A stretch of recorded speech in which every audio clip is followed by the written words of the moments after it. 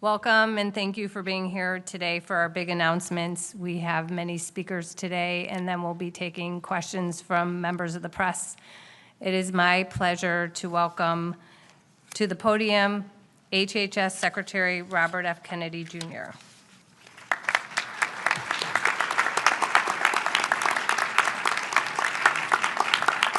Good morning, everybody. Thank you to all the officials who are joining us today, and I'm going to acknowledge many of you by name. It's a long list. Chairman of the Federal Trade Commission, Andrew Ferguson, Senator Bill Cassidy, Senator Marsha Blackburn, Senator Roger Marshall, Senator James Lankford, Congressman Doug LaMalfa, Congressman John Joyce, Congresswoman Diana Harshberger, Congressman Bob Onder, Congressman Robert Aderholt, Congressman Dan Crenshaw, Congressman Tim Walberg, Indiana Attorney General Todd Rokita, Texas Attorney General Ken Paxton, Deputy Secretary Jim O'Neill, Administrator Mehmet Oz, Director Jay Bhattacharya, Commissioner Marty McCary, and Admiral Brian Christine. And a special thanks to Chloe Cole for being with us today to bravely share her odyssey. Doctors assume a solemn obligation to protect children. Yet doctors across the country now provide needless and irreversible sex-rejecting procedures that violate their sacred Hippocratic oath by endangering the very lives that they are sworn to safeguard. The American Medical Association, the American Academy of Pediatrics, peddled the lie that chemical and surgical sex-rejecting procedures could be good for children who suffer from gender dysphoria. They betrayed the estimated 300,000 American youth ages 13 to 17, conditioned to believe that sex can be changed. They betrayed their Hippocratic oath to do no harm. So-called gender-affirming care has inflicted lasting physical and psychological damage on vulnerable young people. This is not medicine, it is malpractice. We're done with junk science driven by ideological pursuits, not the well-being of children. A peer-reviewed report published by the HHS Office of the Assistant Secretary for Health last month confirms that sex-rejecting procedures impose medical dangers and lasting harm on children who receive these interventions. So today we are taking 6 decisive actions guided by gold standard science and the week 1 executive order from President Trump to protect children from chemical and surgical mutilation. This morning I signed a declaration: sex-rejecting procedures are neither safe nor effective treatment for children with gender dysphoria.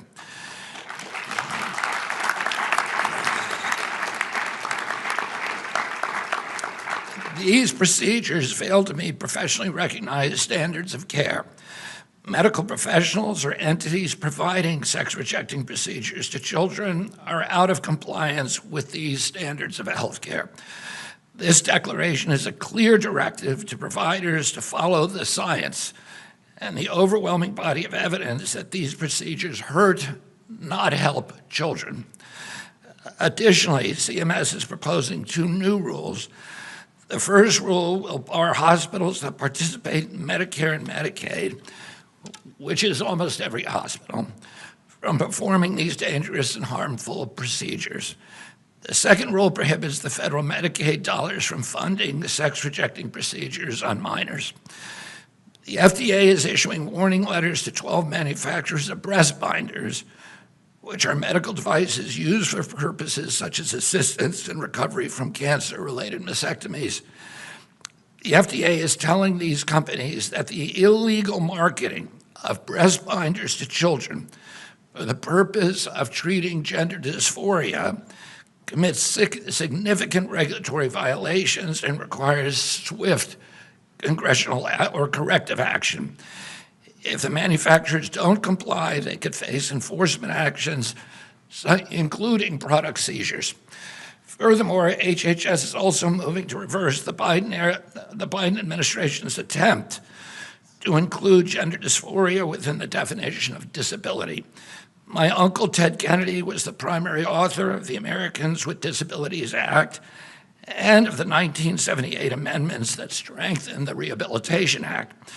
The Biden-era amendments that designated gender dysphoria as a disability serve the commercial interest of a predatory, multi-billion-dollar industry that betrayed the original intention of those laws and gendered widespread public resentments against those laws among the American people and discredited the statutes in the public mind.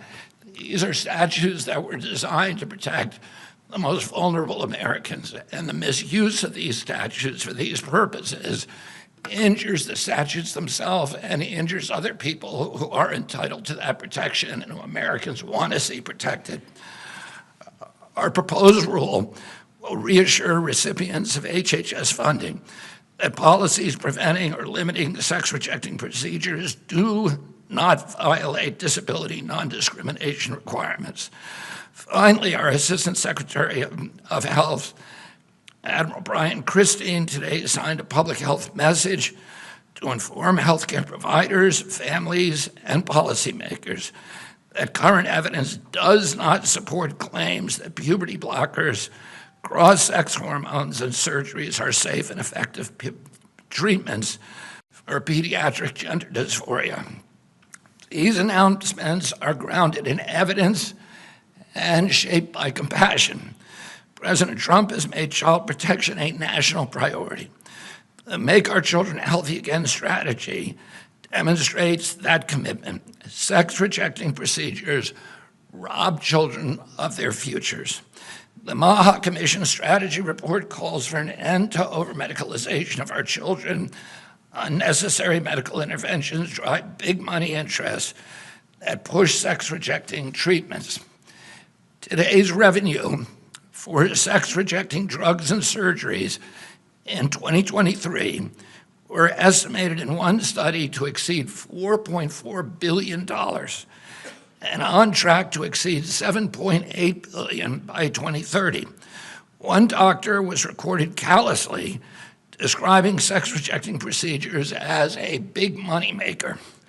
Hospitals rake in millions of dollars by convincing boys and girls that a lifetime of off-label prescriptions for estrogen and testosterone blockers, chest reconstruction surgeries, and more are the only way to achieve true happiness and belonging in life.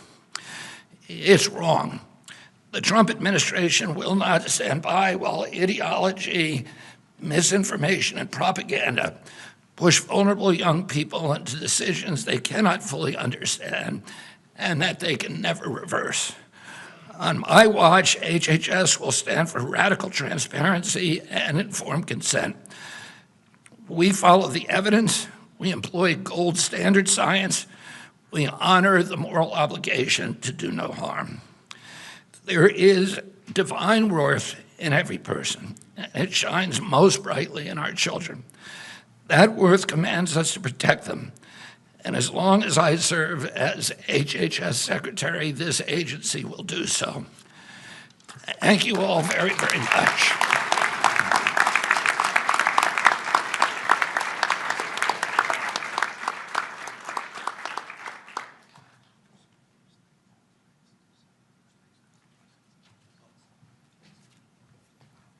Sorry, I thought I was last. I guess I'm not. Secretary Kennedy, thank you very much. His bold words tonight reflect a deep passion that he's expressed since very early in this administration, and it represents why HHS needs to be in the forefront of issues like this.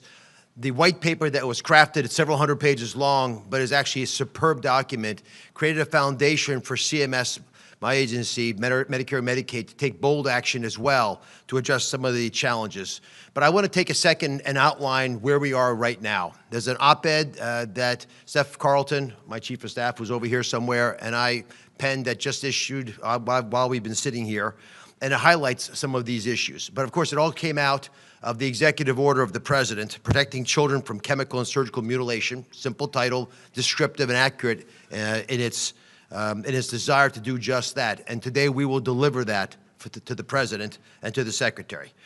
Many of you, as you walked through the front portal of this building, the Hubert Humphrey building, saw Senator Humphrey's quote on the side wall. And he speaks about the moral obligation of government to take care of those at the dawn of life, our children. 53% of children in America are in Medicaid or CHIP programs. So we provide insurance to most children, and commercial insurance follow us. But we are in a weird place in America where we have mixed politics and medicine. And do you know what you get when you mix politics and medicine? Politics. There is no medicine left. We witnessed that with bizarre statements, predatory actions, and many other activities that I think have forced children to the tip of the spear where they have brunt the burden of this toxic combination. We've been told that permanently altering bodies of children, and the children are told this as well, will bring them lasting peace. But few have achieved the inner peace promised by these charlatans, and the talking heads, the media personalities, the social media posts, all these have created a dishonest narrative. And of course, many of these children are left with the most tragic parts of all the treatments that they've succumbed themselves to. Many physicians as well have been pressured into compliance. The white paper outlines this, with the dangerous progressive ideology that treats children like lab mice. And because often in medical school you're taught to go along to get along, they have not been willing to rear their heads and bravely say what they know to be right, which is that these procedures are wrong. Individuals who question their sexuality are treated by medical professionals on the fast track, that's what it's called, approach to care, resulting in drastic interventions that merely increase the distress they're already suffering from. Under politicized medicine, people suffer long-term consequences. Let me go through the three major categories. Puberty blockers, reduce bone density, alter brain development, which is a real problem when you're 11, 12, 13 years of age, and disrupt sexual function for the rest of your life, oftentimes. Cross-sex hormones cause irreversible changes, including infertility, loss of sexual function, even cardiovascular issues, as well as long-term endocrine problems. And of course, the surgical interventions where you remove healthy organs, despicable and reprehensible as it is, permanently alter appearances and destroy children's lives. So let's talk a moment right now about the big question.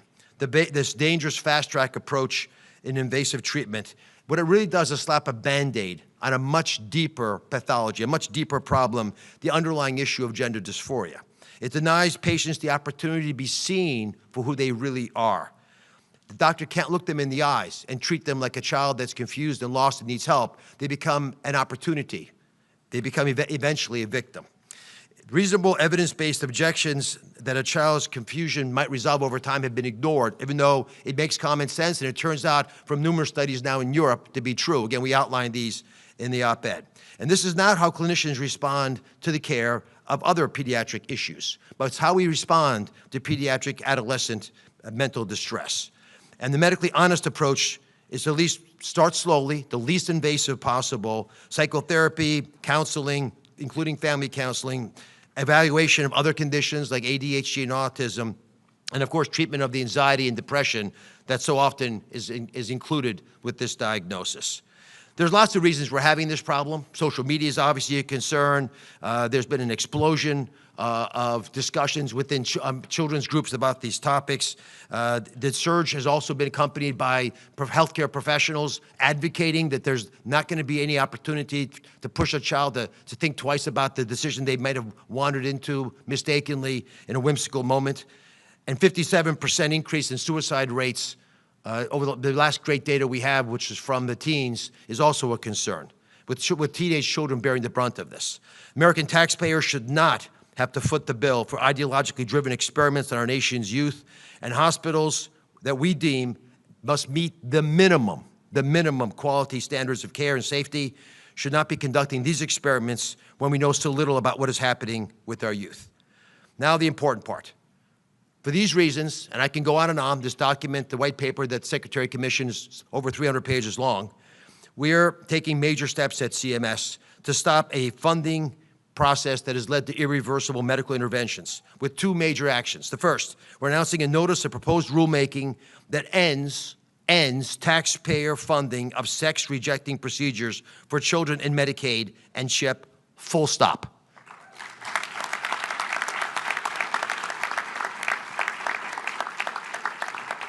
We don't provide health care to every child, but at 53%, we've got most, and we're not going to let taxpayer money go to hurt these children, and those children will no longer be hurt by this ideology. We know that inflicting these procedures on young people costs them and the Medicaid system countless dollars, not just in medical bills, but also all kinds of downstream issues, while providers reap the rewards. Too many providers inappropriately profit from carrying out these destructive procedures, and I'm just going to go through this grotesque laundry list of prices just so you're on the same page with what Secretary Kennedy started teasing at. According to a 2022 JAMA data, so it's very recent, the typical vaginoplasty, a procedure a child does not need, costs $60,000. Shockingly, a phalloplasty, the creation of a penis, costs, on average, in America, according to this data, high quality, $150,000 per child. I do believe, with doing some work, that these prices have continued to increase with increasing manufactured demand. And I must point out that the creation of a vagina, in that case of a phalloplasty, or a scrotoplasty where you add testicles, that's extra. This is a pathology that has afflicted the medical profession. It is shameful that clinicians have profiteered off this. I do not understand how it could possibly have been tolerated by the leadership of these institutions, but it will no longer be funded. And I can tell you, if they're so diehard desirous of helping children and they don't get paid, the question is, will they do these procedures? And I think we know the answer. The second big thing, that's $250 million over the next decade of savings to the taxpayer, but that's irrelevant to this issue compared to the harm to the next generation, to our future, because kids are always our future. Second, to reinforce the need to protect our children, we are announcing that certified Medicare and Medicaid hospitals, pretty much everyone in the hospital in the country, will no longer be permitted to perform certain sex-rejecting procedures on children. Any hospital that does offer sex-rejecting procedures to vulnerable populations of pediatric-age kids will no longer be able to participate in the Medicare and Medicaid program.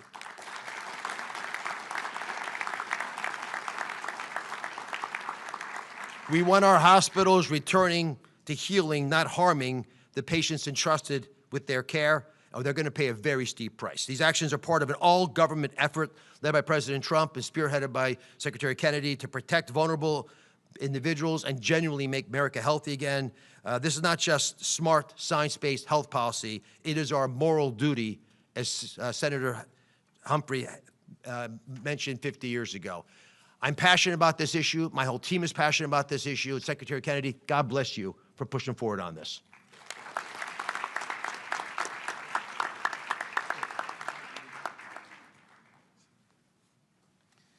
Thank you, Dr. Oz.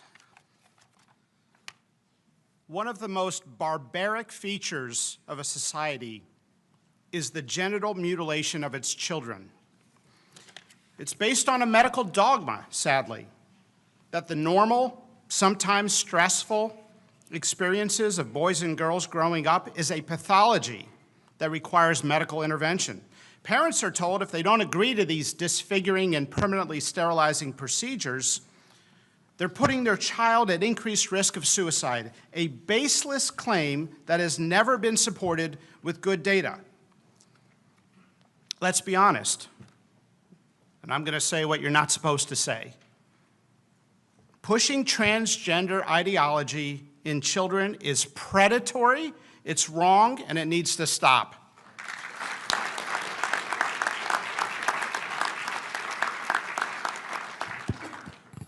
This ideology is a belief system that some teachers, some pediatricians, and others are selling to children without their parents knowing sometimes, or with a deliberate attempt to remove parents from the decision-making.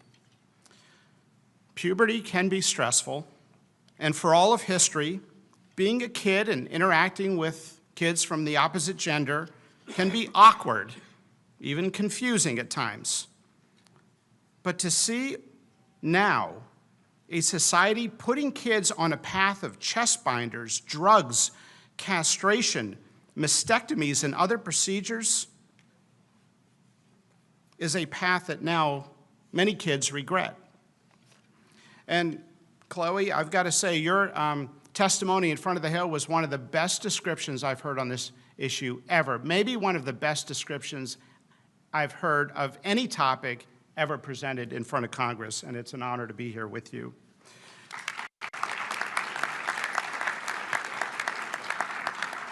Let me be clear about something, and this is an important distinction.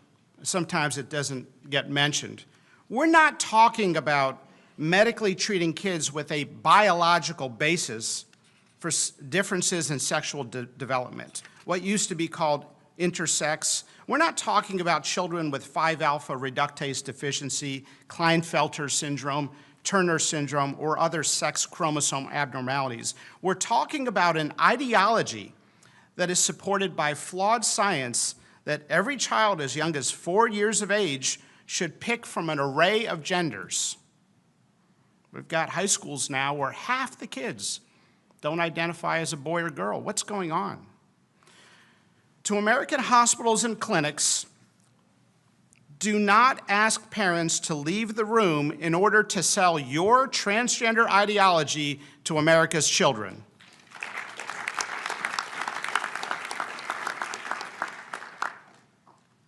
How is it that a child cannot get an ibuprofen without their parents' consent at school?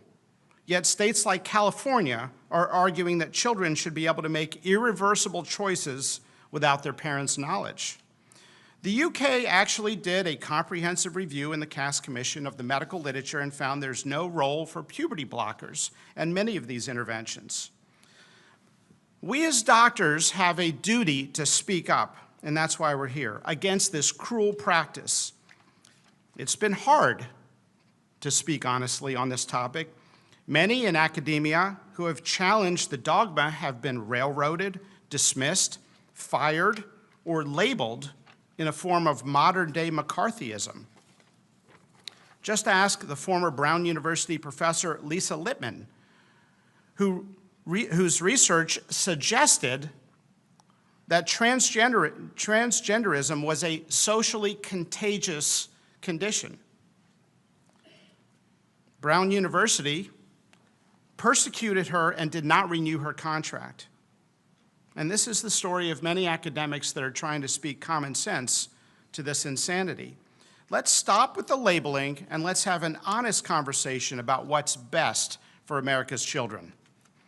Today, the FDA is taking action. We are sending warning letters to 12 manufacturers and retailers for illegal marketing of breast binders for children for the purposes of treating gender dysphoria.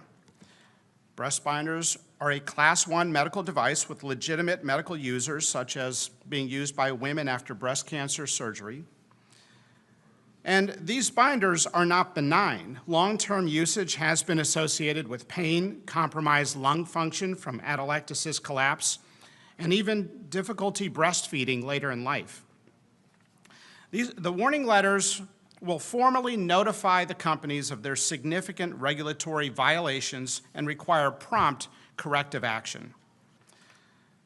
And I want to say thank you, President Trump, for signing the executive order to have us look into this. Thank you to Secretary Kennedy for speaking directly to this issue, to Mehmet Oz for finally ending government-funded sex transition procedures in the United States, to Jim O'Neill for his leadership, Brian Christine, Jay Bhattacharya, to Chloe for sharing her personal experience, to the entire team, to the many members here, Senators Marshall, Cassidy, Langford, Blackburn. You've taken risk and stood up on this topic and stood for what's right. Congressman Wahlberg, Anders, Adderholt, Harshberger, Crenshaw, AG Paxton. It's not easy to speak up on these issues, and you've done it at personal career risk. Thank you for speaking up for American children. It's time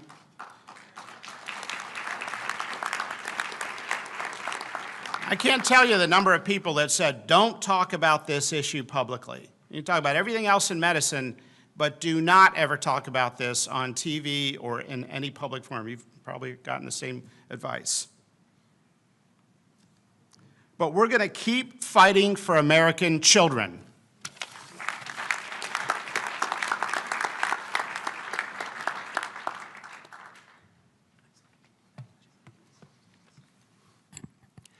Good morning.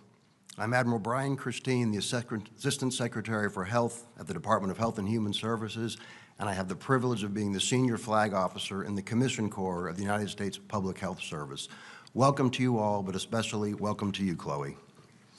Today, we are taking decisive action to protect America's children from chemical and surgical mutilation and to restore evidence-based medicine and gold standard science to the forefront of federal health policy. What we found in our gender dysphoria review was truly alarming. From 2016 to 2019, the number of sex-rejecting procedures performed on children tripled. And despite the mounting evidence of harm and the reversals by European countries, the previous administration and my predecessor were driven by a warped ideology and a radical political agenda.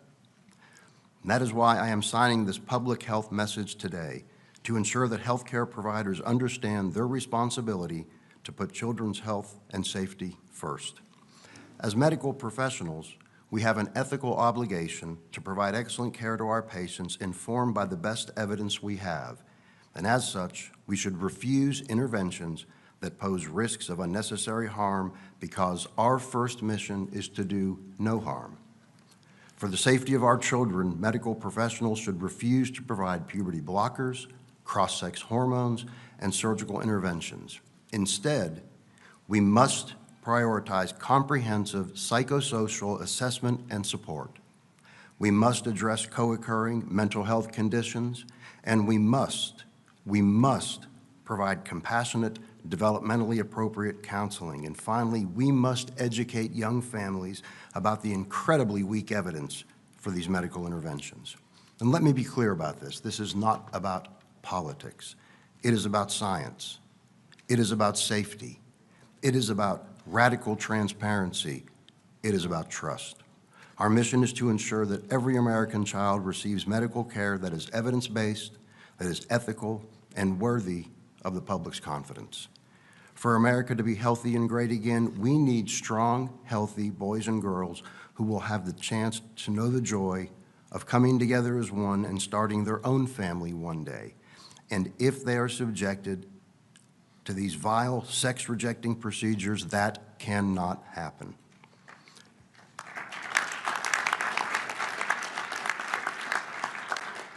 Protecting our children's health and their future is good medicine. Protecting our children's health and their future is our moral obligation. Today, I am offering the opportunity for every medical professional to absolutely reject harmful, irreversible procedures on minors and instead to prioritize medicine that puts the health of America's children first.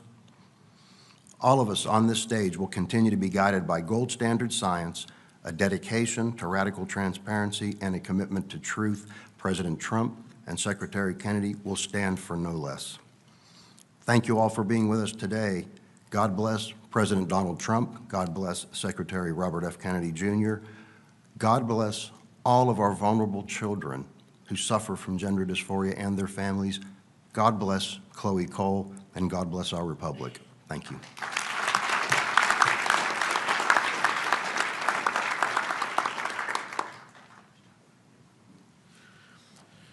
I'm Dr. Jay Bhattacharya, the Director of the National Institute of Health. I was thinking about how we got to this moment today, and I was thinking about the power of science. And normally, we at the NIH, and I should say, as in myself in my own capacity in my career, I've always admired the power of science to do good for the world, to help us understand how the world works, to develop cures and treatments. But today is not a day to just talk about that, because we've also seen in this sorry episode that will go down as a dark episode in medical history of how the power of enthrallment to a false science can damage and harm lives. The hijacking of scientific institutions, the hijacking of scientific journals for the purpose of essentially enforcing groupthink is tremendously powerful. We saw this during the pandemic, and we've seen this in this episode today, that the idea about whether you need to have extraordinary interventions to halt the puberty of a child in order to prevent them from committing suicide. That's a scientific question, right? It's more questions, lots of types of questions, but it is at heart a scientific question. Is it true? Is it true that if you don't accede to the desires of a 10-year-old, 11-year-old child who thinks they're the other gender, and allow the doctors to do extraordinary measures, that they're going to kill themselves? The idea behind all these procedures was a false idea propagated first by science, by scientists, essentially asserting that the evidence that the answer to that question, yes, if you don't let your child transition, they're more likely to commit suicide, that the answer to that question is yes, when in fact there was never any solid scientific evidence for that question. The 300-plus page HHS report, the report that was done in the UK, the CAS report, the Scandinavian reports, all those came and looked at the scientific evidence, and they all came to the same conclusion, that the scientific evidence that the answer to that question is yes is incredibly weak. And so the question is, why did it take so long? Why did it take so long, and how did the first idea come in the heads of people to assert falsely that there was strong scientific evidence to say that you must transition your kid or else they're going to commit suicide? I mean, those are haunting questions for me as the director of the National Institute of Health, because the key idea in science is that when there are extraordinary claims made, you have to question them. Even when you have ideas that are well established, you have to question them. And yet what happened was that there was essentially a groupthink that prevented excellent scientists from speaking up when they should have.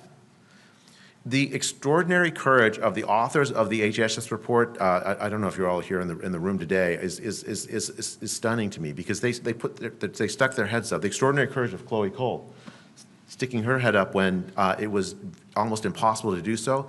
Why was it so impossible? Because the power of science to enthrall minds is almost unmatched in our society. So what do we need to do?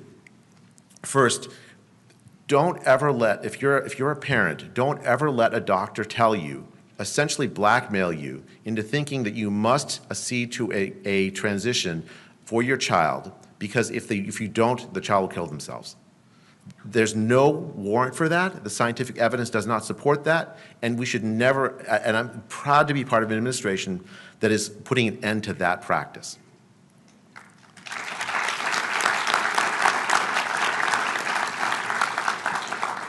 Second, this is the policy announcement.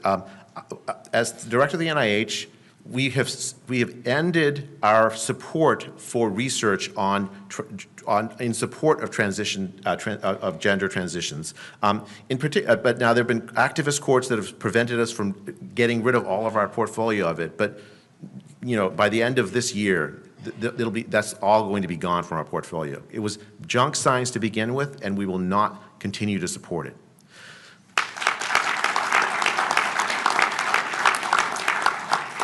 Let me tell you an anecdote about this. There was a researcher that the NIH funded that did a study of whether, to answer the question, was it more likely that a child who didn't transition would commit suicide? That researcher found the answer was no. But because the researcher's ideology was so enmeshed in this, because if the answer is no, that means she might get canceled, she refused to release the study, refused to release the data. And we at the NIH have got the data from this researcher and made it available for other researchers to do replication studies and work on. I'll tell you, I think to me that is an absolute violation of what it means to be a scientist. When I find data that disagrees with my priors, my ideas about the way the world works, I change my mind. Actually, the easiest way to always be right, when you're wrong, you just change your mind. It's very simple. That's the beautiful thing about science. So I made the announcement already about no longer funding this, but the second announcement, and this is really, really important to me. There are thousands of kids that have undergone this transition, and many of whom regret having undergone this transition. There are thousands of kids that are in mental distress because they've been through this, families torn apart. We are going to fund science to help them, because what I don't want is for the answers to those families to be based on basically no evidence or presumed knowledge that we don't actually have. We're going to do gold standard science to help those families, to help those kids that are detransitioning or thinking about detransitioning, because we have to follow wherever the evidence leads in order to protect children.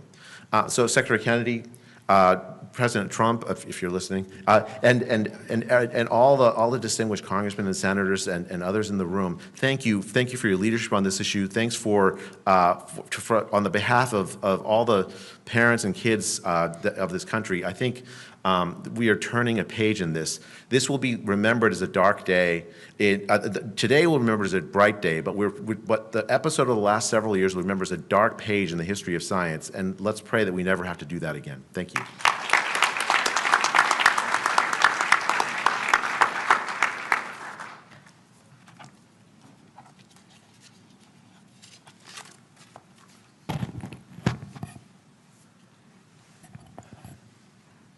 Men are men. Men can never become women. Women are women. Women can never become men.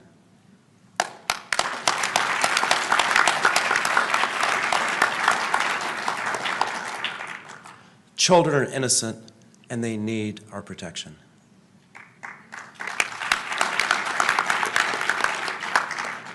It takes organized efforts to deny these fundamental truths. Sadly, we've seen such efforts succeed from time to time. The denial of fundamental truths can destroy nations from within. At the root of the evils we face, such as the blurring of the lines between sexes and radical social agendas, is a hatred for nature as God designed it, and for life as it was meant to be lived. This ideology does not just deny biology, it declares war against it. As part of the Biden administration's war on nature, this department perverted the Rehabilitation Act of 1973. They pretended that gender dysphoria was a disability to force healthcare providers and programs to mutilate minors. Without the reforms Secretary Kennedy made today, more children would be coerced into life-altering interventions that many will deeply regret. Thankfully, President Trump and Secretary Kennedy are stopping this madness and stopping the war. Through the leadership of Paula Stannard and the Office for Civil Rights, our proposed rule would revise Section 504 of the Rehabilitation Act to exclude gender dysphoria not resulting from physical impairments. We are reassuring recipients of HHS funding that policies preventing or limiting sex-rejecting procedures do not violate Section 504's disability non-discrimination requirements. Previous speakers have discussed treatment for pediatric gender dysphoria, review of evidence and best practices, our rigorous study of the medical dangers posed to children from attempts to change their sex. Everyone should read this study. Chloe, thank you for your relentless advocacy to protect children from harm. Body dysmorphia and gender dysmorphia and alienation and social contagion cause a lot of children to suffer. As Jay and Brian said, we are working on approaches and solutions. Today, we are drawing a line to stop these problems from becoming worse. Compassion compels us to do so. Thank you.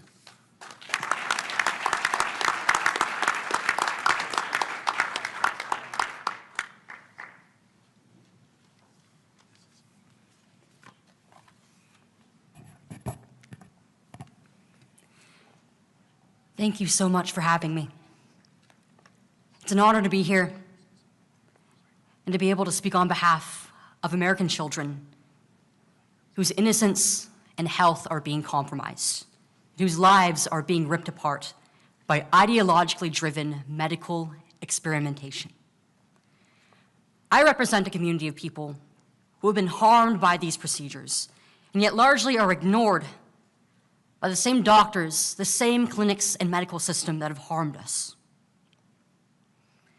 I've become an advocate for protecting children from what is often mistakenly referred to as gender-affirming care, because it is by no means care, scientific medical abuse that violates every tenet of medical ethics.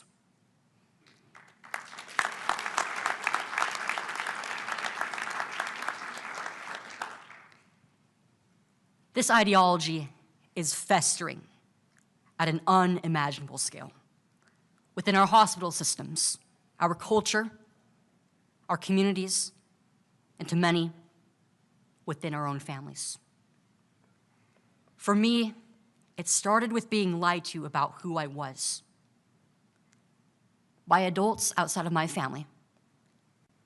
I was made to feel that the way that God beautifully made me was in fact a mistake that could only be fixed by so-called modern medicine. My doctors, rather than guiding me, they affirmed my childish misgivings about my developing body, my belief that I wasn't just a tomboy, that if I liked having short hair, if I liked being around the boys more, if I behaved more like my older brothers, I actually was a boy who just so happened to be born in a girl's body. At 13 years old, I was administered puberty blockers and testosterone in high doses. And when I was only 15, they removed my breasts. My questions about whether I will be able to have children or about the future of my reproductive health and my overall health have gone unanswered. But that mastectomy ensured that I am never going to be able to nourish whatever children I may have. And this happened before I was even mature enough to understand that one day I would aspire to become a mother. Because of the moral failings of my doctors, I forever have lost significant parts of my identity as a now adult woman while I was still a child. And there are tears that I don't show to the world. There is grief that every single day I carry with me silently. The only thing in the world that makes me angrier is knowing that this is continuing to happen to children all across the United States and throughout the globe. But they messed with the wrong kid.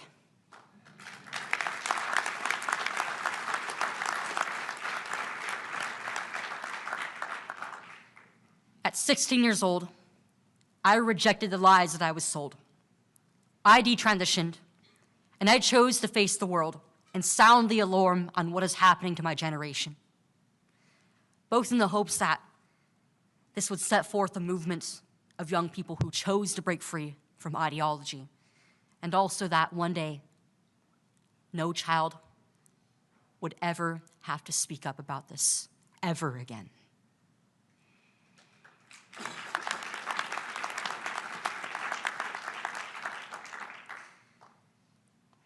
And what this movement has achieved in such a small amount of time is far greater than I have ever dreamed of. 26 states now have passed laws to save children. Laws that all have been upheld by the Supreme Court earlier this year. President Trump has signed countless executive orders to fight for biological reality, to fight for the protection of our kids. My own lawsuit filed by Center for American Liberty is finally moving forward. And of course, the Department of Health and Human Services has been a decisive part in our wins this first year of Trump's second term. With the release of the peer-reviewed gender dysphoria report, it has become official U.S. policy that these treatments in children are questionable at best, life-shattering at worst. And this industry needs to be challenged and taken down for the sake of future generations.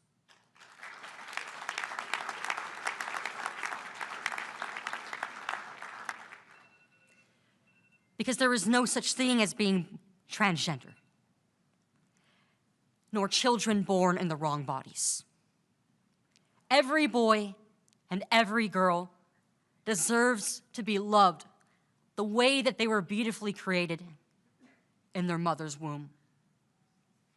And to the young people out there who are struggling with this mental illness,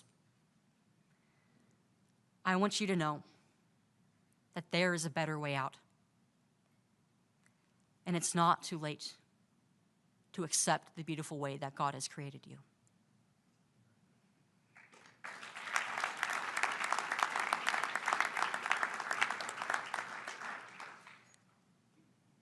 My story turned out to be a success story, but it was only in spite of my doctors and the horrible things that they did to me, to my family. I am only one voice out of thousands of children, but our cries for help have finally been heard.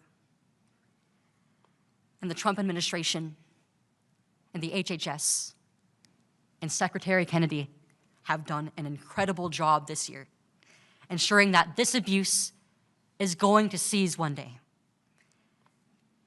I am incredibly excited to see the many more wins that we are going to have moving forward in the next few years. On behalf of every single child who once was mistaken that they were transgender, thank you for everything.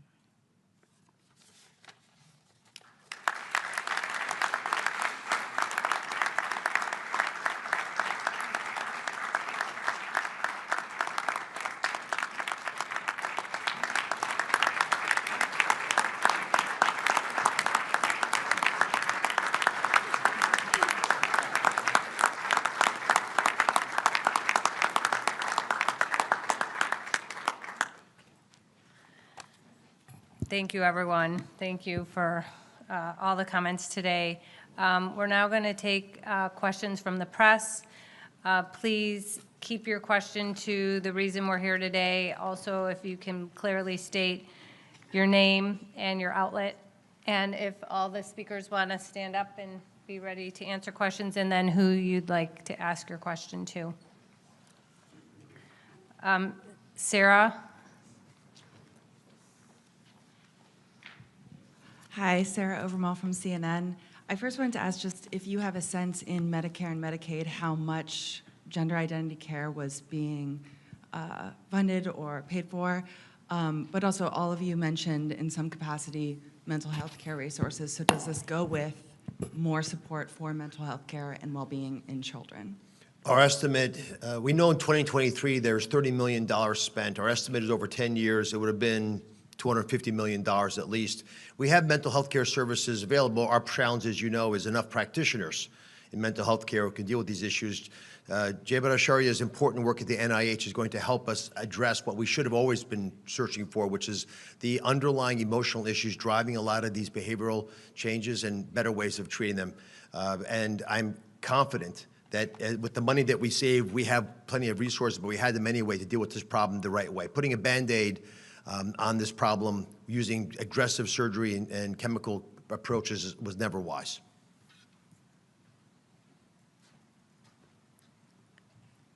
Caitlin?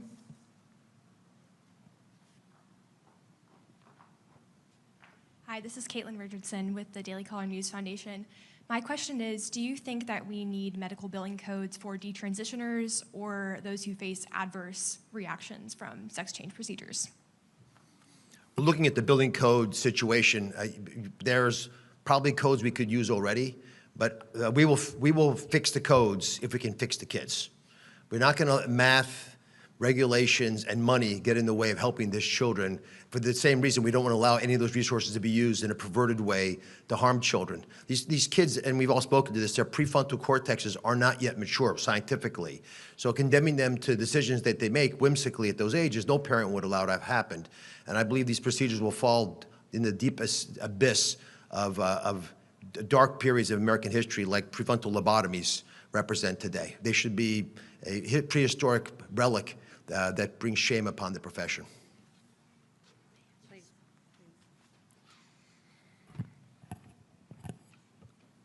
I think that it's incredibly important that within the medical system, we get measures passed and we have billing codes written for those who detransition or regret their transition or have been harmed by any of these procedures, even if they choose not to detransition. Because to speak to my own experience as somebody who has gone through the system, the suffering doesn't end the moment that you detransition. These procedures are not reversible in any way. We don't know how they are going to affect the human body in the long term. But I myself and every other detransitioner I know has so many different medical concerns that are not being addressed because our own doctors don't have any standards of care to refer to. They don't know what to do with us. It's been 5 years since I've had my mastectomy, over 4 years since I've detransitioned, and not a single doctor who I have been to has been able to help me with any of my concerns. Oftentimes when I go to a doctor and I tell them about my medical history, they just try to refer me back to the same gender clinic system where I got hurt in the first place. This needs to change. Right now, there is no infrastructure that is prepared for the thousands of patients who regret this and have been harmed and will continue to be harmed until this is stopped. It doesn't just stop at protecting children and preventing what happened to me. We need to address what happens to those who have already been through this.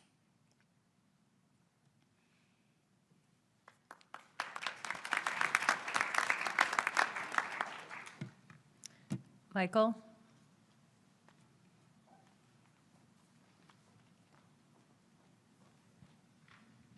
Hi, Mike Emanuel from Fox. Mr. Secretary, I have no doubt taxpayers and many parents are relieved by what you are doing.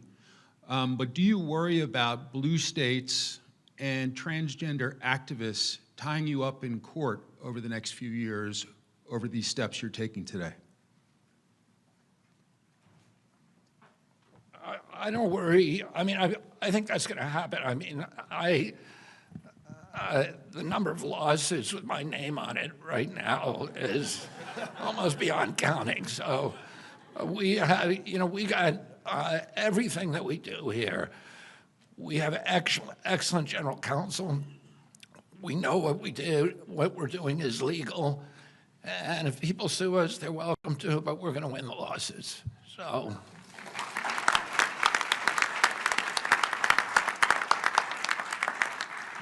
Jonathan Brown. Hi, Jonathan with the Christian Post.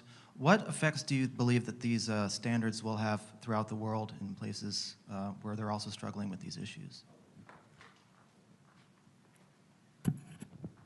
So this department, under President Trump's previous term, launched the Geneva Consensus Declaration, which is a multilateral organization of many other member states that support each other on this issue as well as other social issues. I just had the honor of speaking at the annual meeting of the Geneva Consensus Declaration about 6 weeks ago, and there was a lot of support. As you heard, there's been a lot of reference to scientific studies in other countries here. I think the report we've all talked about today that was published here will be read around the world and translated. So there is a lot of cooperation between many nations. That's right there.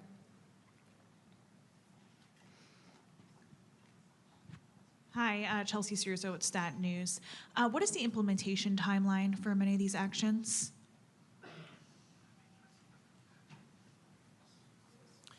The notice of proposed rulemaking generally is a 60 to 90-day period of comment, and following which we will evaluate all the answers, and thoughts, and recommendations we hear and issue our final ruling.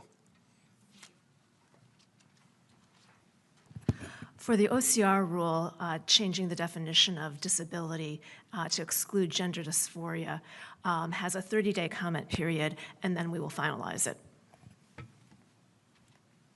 Great, and our last question right there. Thank you. Arthur Jones, II, ABC News. Secretary Kennedy, you made a statement that said these procedures rob children of their futures. How much input did you get from parents and schools and those that are closest to the child? We've had, throughout President Trump's campaign, we were approached by thousands and thousands of people, parents and kids, like people like Chloe, and so we heard a lot from the public. I think the most profound impact on the decisions we have today were taken after we reviewed the science, and we have a 300-page report. I urge you to read it. I don't think anybody can read that science without saying we made a huge mistake here. And this is a disgrace to the medical profession. It's a disgrace to the medical establishment that they let this go on for so long based upon so little positive data and overwhelming data against these procedures. Thank you so much for being here.